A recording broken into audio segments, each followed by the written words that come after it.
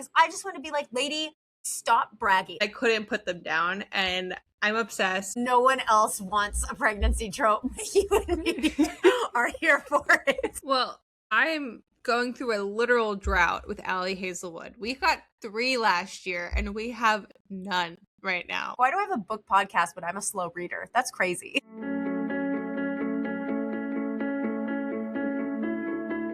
Welcome back to Book Talks Podcast. This is Kayla. And Marisa. And in this episode, we are doing our May reading wrap-up and our June TBR. I kind of can't believe it's in May already. No, I mean, we're literally past May, and I can't believe, like, I mean, summer's not halfway over, but in some ways it feels like summer's ending. Like summer's just beginning, but I feel like it's going by so fast. Like, where did May go? No, it makes me like, mostly because I've been planning that trip.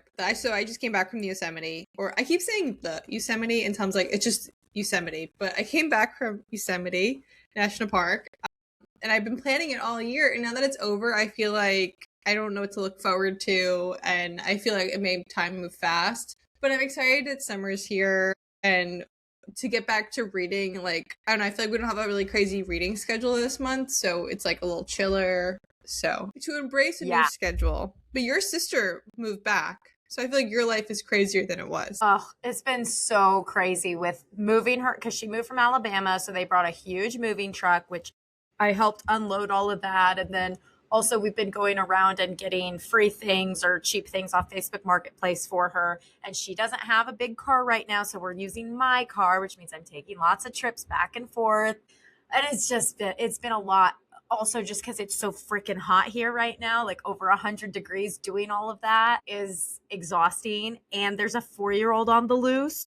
So I'm tired. So are they close to you at least? They're within like 20 or 25 minutes. So it's not like super, super close, but it's not far either. It's commutable. Okay. Well, that's good. But yeah, stressful. I knew whenever you're busy, it's because you answer text a lot slower. And I was like, oh, her sister's keeping her busy. Yes. And then too, like, randomly on Friday, she's like, hey, can we jump in your car and go to Sedona? I booked us a hotel. And it's like, okay, I'm gonna need a little bit more heads up next time, but sure, I guess that's fine. Like, it was fun, but it's also, I mean, it is eating into my reading time. Like, I thought for sure I would have a bigger reading month in May, and looking back, I only read 5 books. And it's like, on the one hand, okay, yeah, I read 5 books. None of them were audio. But on the other hand, I'm like, I really thought now that busy season's over, I'd be doing like 7, 8, 9. And I'm barely getting my 5 in a month. No, it's hard when people are just around. Like, you don't want to pick up a book and be rude, especially because your sister hasn't lived with you in a while. But I feel like as she gets more comfortable, you could just like read when you want and be like, sorry, I'm reading. So that's hopefully June is that for you. But I actually, what did I have for June? I read 11 books, but I read a lot on my plane. I had a 6-hour plane ride both ways. And I pretty much finished like a book and a half each time. Wow. That is impressive. I can't read on planes because of my stupid motion sickness. I know, that sucks for you because it's trains and planes are where I get my most reading time because I have nothing else to do. So I'm like, we're diving in.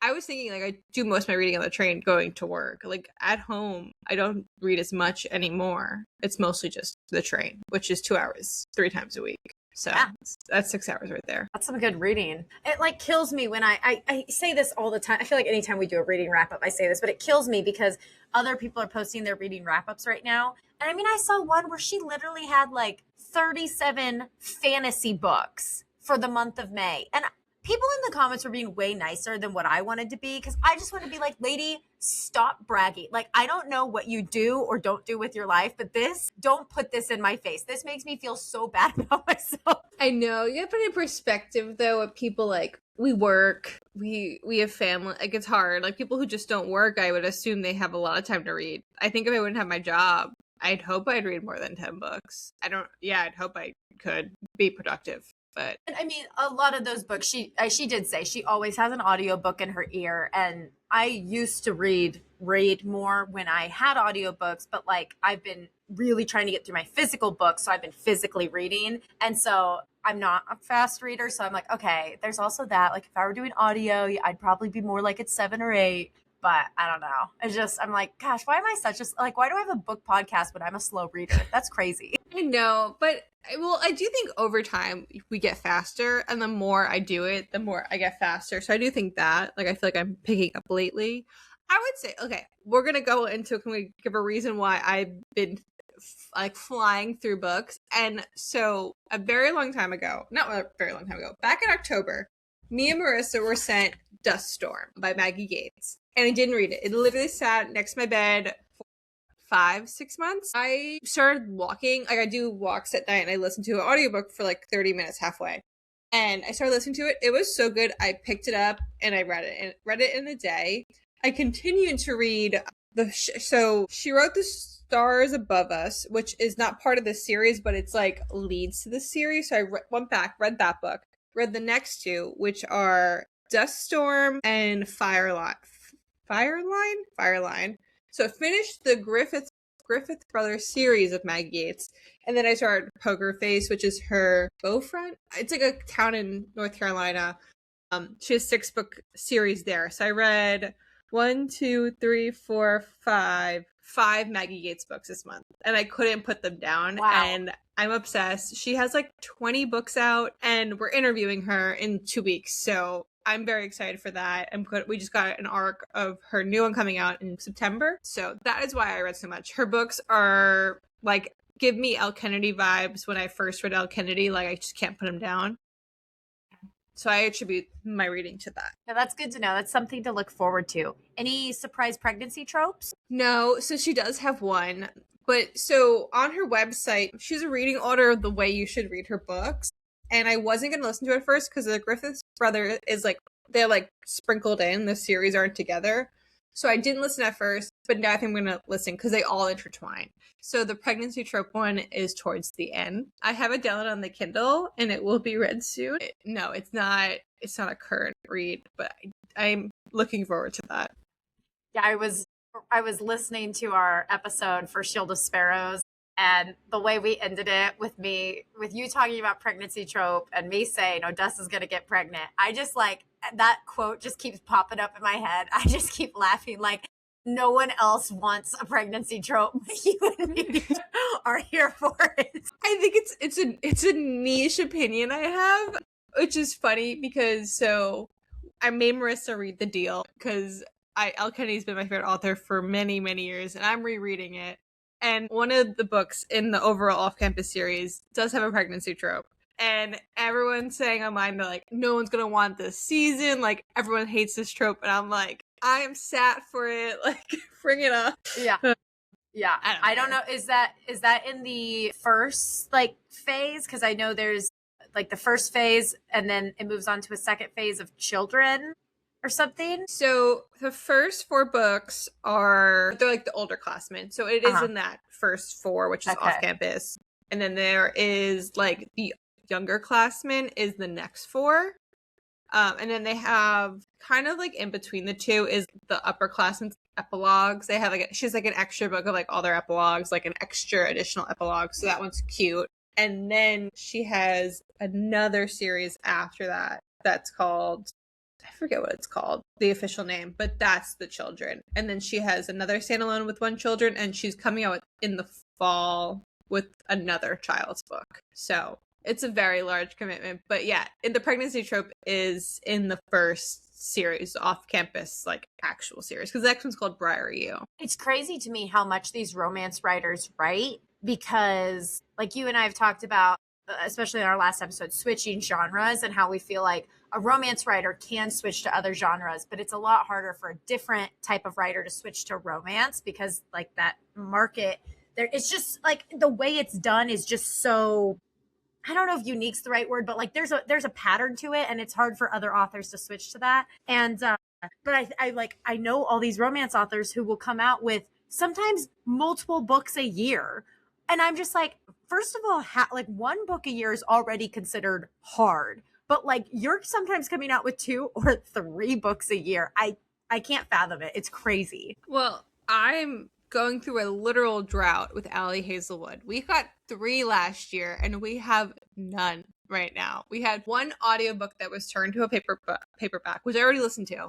And then she's coming out, her other audiobooks also coming out to paperback this fall. But we have nothing else. And I'm itching. Like, I might reread Deep End because I need Ellie Hazelwood in my life. And Emily Henry has not written a book this year. Yeah, I'm kind of surprised by that because, I mean, they were both consistently coming out with one a year. Consistently, like, since I've started reading. So it's a weird year for them for romance. I mean, a lot of good romance books have come out, but some of those, you know, tried and true authors took a little bit of a hiatus, I guess. I think Emily is working on getting her books to movies. I think she might be helping with that script process, is my assumption.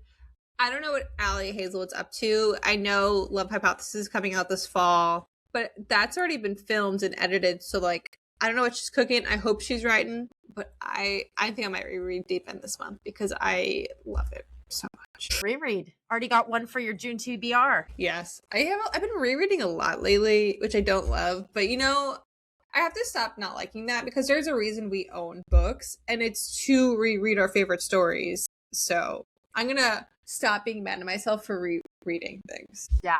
Well, that's the issue I have with the series challenge that you proposed, is that for some of these series, I don't want to have to go back and reread the first couple books, but it's like, at this point, I don't remember what happened. So I would have to, but then it's like, yeah, but that's a waste of your time because you've already read them and you could be reading something new. So it's like, I'm going to have to balance how badly I want to finish the series versus maybe I have to just let it go. Well, that's the reason From Blood and Ash is gone. We're not touching that again. Sad. Okay, so let me get the rest. So that's 5 books down. And I gave all of Maggie Gates' books 4 out of 5 stars. So very good. So that's 5. 6 was Shield of Sparrows, which we discussed. And so you have to listen to that episode. I'm not going to give my thoughts here. I'm going to make you click on that one. And the next one was The Shippers, which also had to look at that episode. So we did 2 episodes on that review.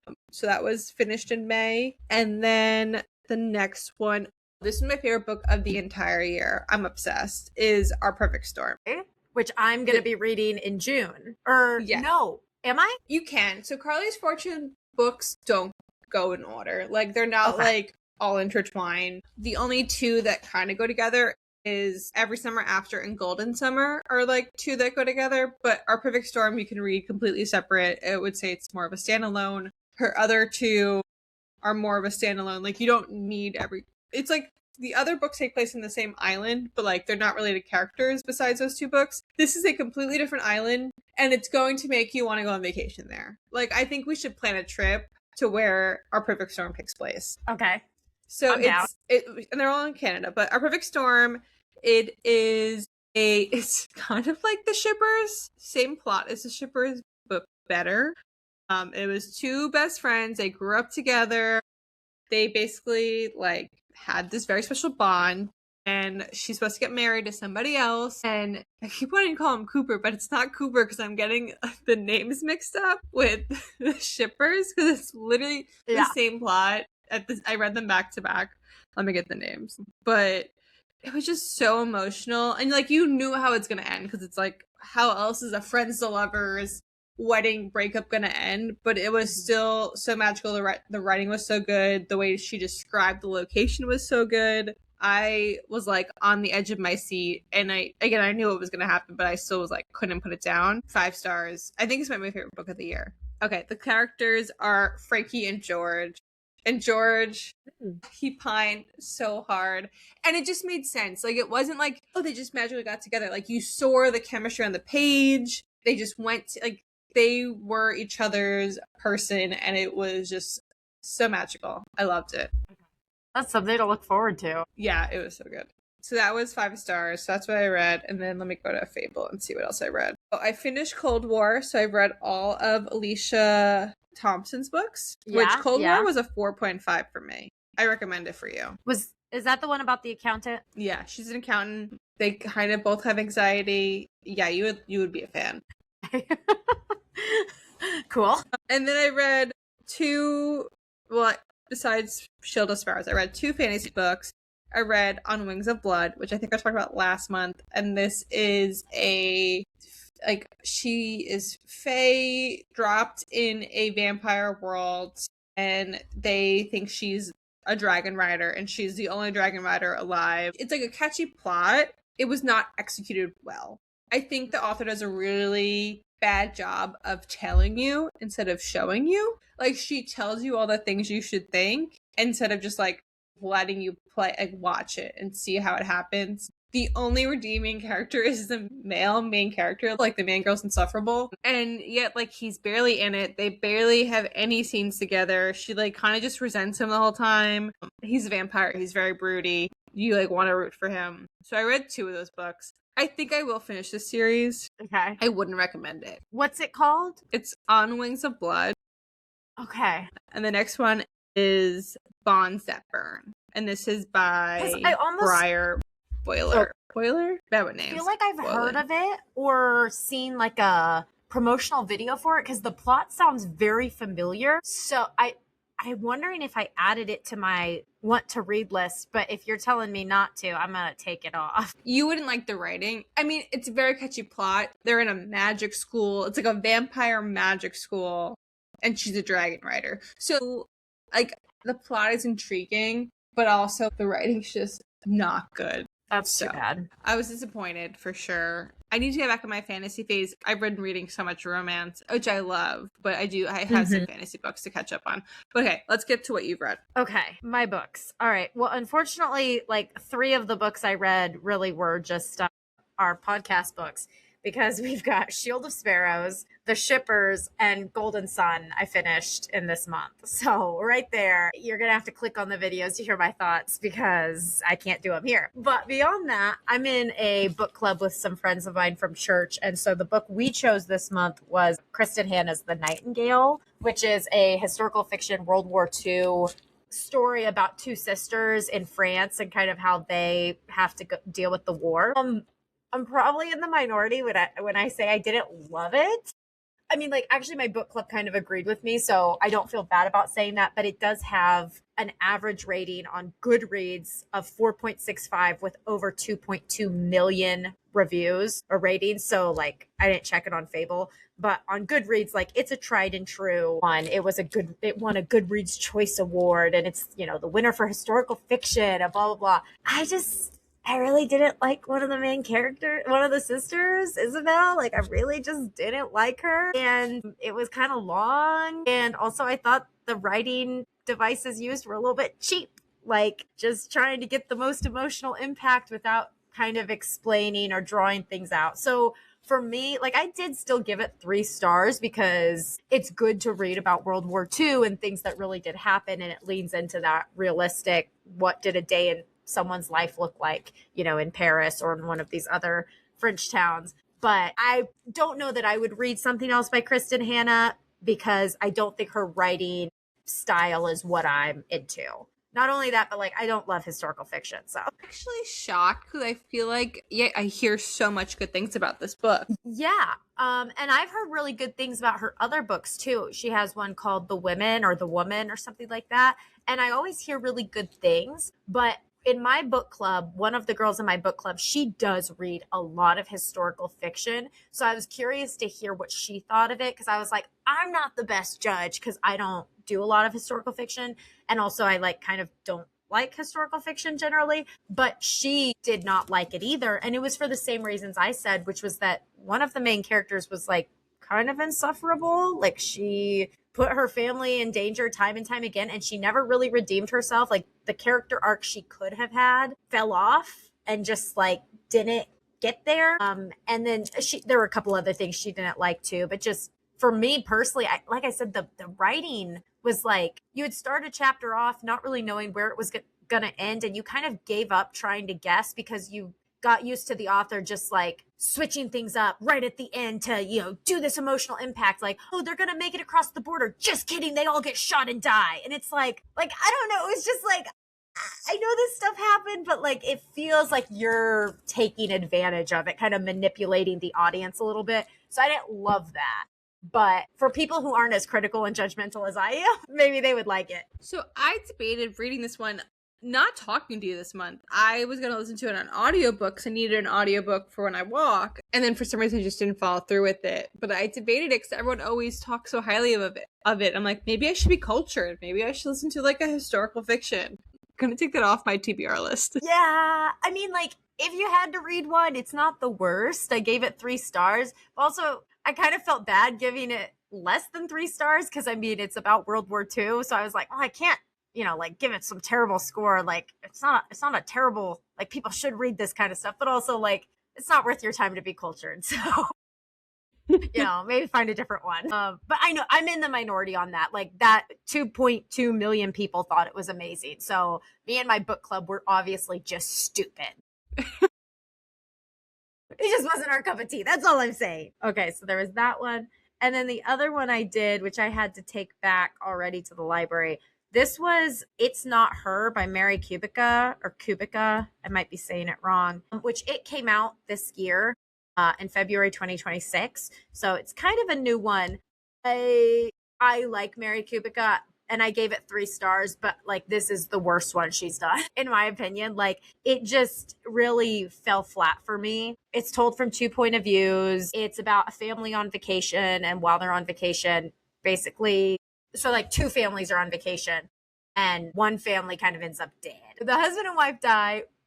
One of the kids had been staying with the other family, so she was fine. And then the other 2 kids, one was found safe in his bed, and the other was missing. So the story is, what happened? Why did the 2 parents get killed? Why were maybe some of the kids spared? Why was the one kidnapped? And I just felt like whatever she tried to do at the end was some big twist didn't end up being any kind of big twist, because it was so drawn out that you kind of already knew it was there was no shock factor. It was like, okay, we kind of saw that coming, like, wrap it up. So, like, it was good. It was fine. It was a nice popcorn read. Like, if you're just looking for something quick, it's good to, get through, but it's like, I can recommend so many others by her that are way better, which was kind of disappointing because I'm pretty sure it was a book of the month pick. And that was a lot of people's first introduction to her. And I saw a lot of people be like, wow, it was amazing. And I'm like, you have no idea. That was terrible.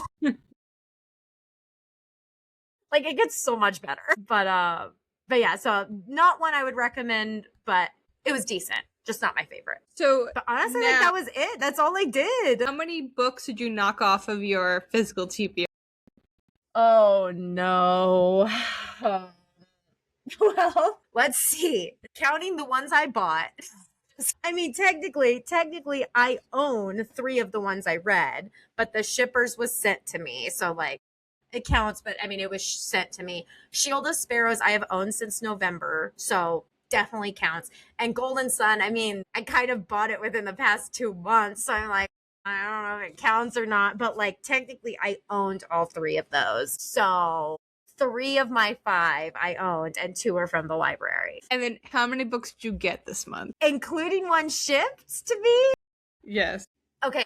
We got the Maggie Gates one. I think that was the only one we got from publisher, marketer, whoever. So the Maggie Gates one. And then I had to confess to Kayla, I did buy a $1 book at a garage sale because it was in really good condition. And it's Elle Kennedy. And it was Good Girl Complex. And I was just like, you know what? Like, I'm going to read it. I know I'm going to read it because it's Elle Kennedy. And Kayla's been an Elle Kennedy fan for forever. So I'm going to read it. And it's $1. And like, it's in perfect condition. So I broke down and bought one. So of the 3 I read, 2 get canceled out. So you're at less than 1 now. So that's good. Hey, we're moving in the right direction. We're moving in the right direction. We're getting there. And honestly, like, next month or like June, it's all books. Well, it's mostly books I own that I need to read. Like, I literally have books I need to read because I finished the first book. Like, for Morningstar, we finished Golden Sun at the start of May, and now it's the start of June, and I'm ready to get back into it. Me too. So, like, I want to do that one, and I want to do Blue Jean Summer and a couple other ones that I have on my shelf. So that's exciting. Yeah, so I guess let's go into our TBRs, which, let me just grab mine real quick because I wrote down in my notebook. Okay.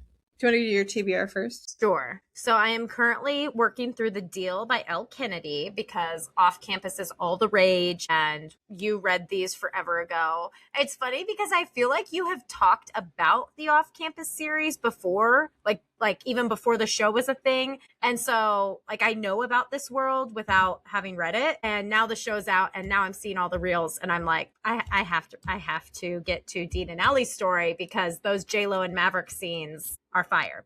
Anyway, so there's that one. I also have, and actually, I had placed these on hold at the library last month thinking I would have time, and I'm hoping I will have time, but it's the second book to Shield of Sparrows, Rights of the Starling. And then this one I placed on hold when you and I talked about it, which is Bloodbound. And I was so excited to get it, and now I'm like, do I even have time to read this? I'm not sure because this happened last month. I got Starsight in at the library and then I ended up not being able to read it. I ran out of time and had to return it.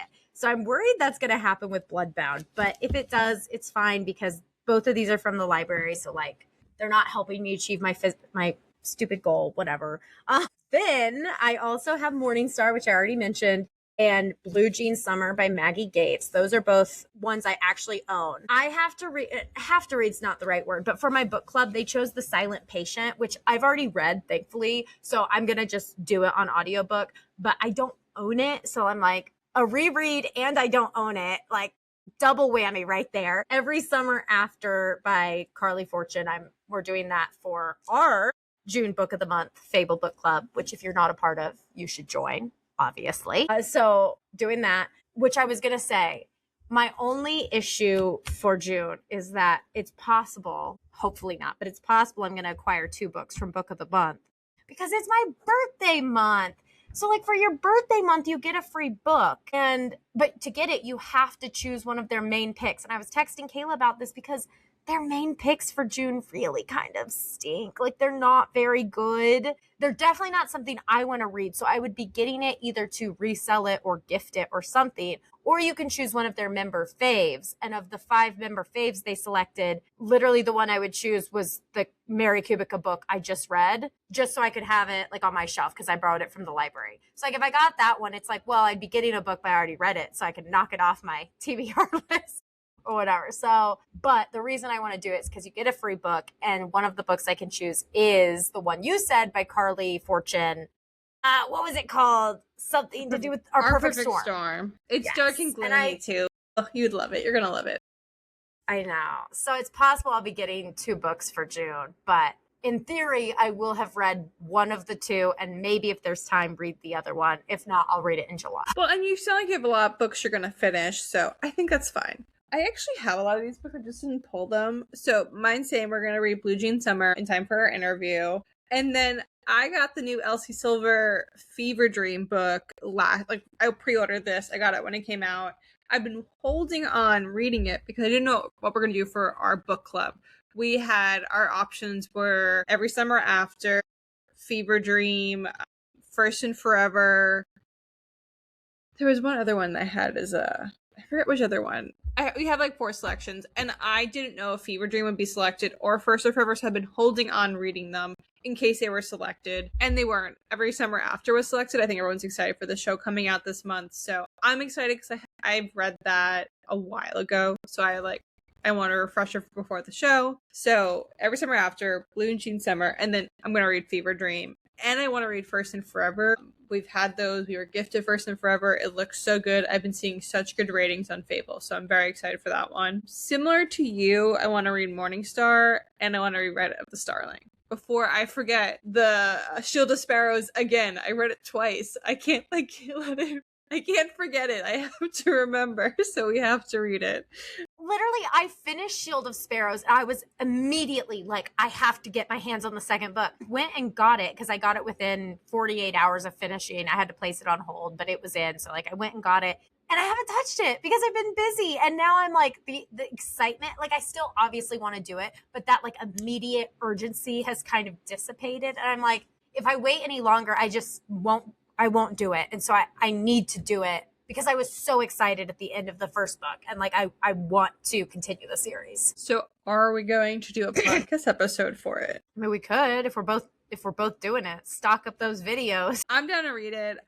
And same with the Morningstar. We have to record that. So I think I might do Morningstar first because I'm more eager to hop back into that world. I'm eager to get hurt again. I'm gonna say you finished Golden Sun at least a week, but maybe like 2 or 3 weeks before I did, because I remember you couldn't tell me what was gonna happen. So yeah, I'm ready to get hurt again. I think this book's gonna hurt worse than the last. I don't know how it could. I mean, gosh, famous last words, but like, unless Mustang Severo or Darrow dies, like, they've killed so many people that I love. Like, who else is there to kill?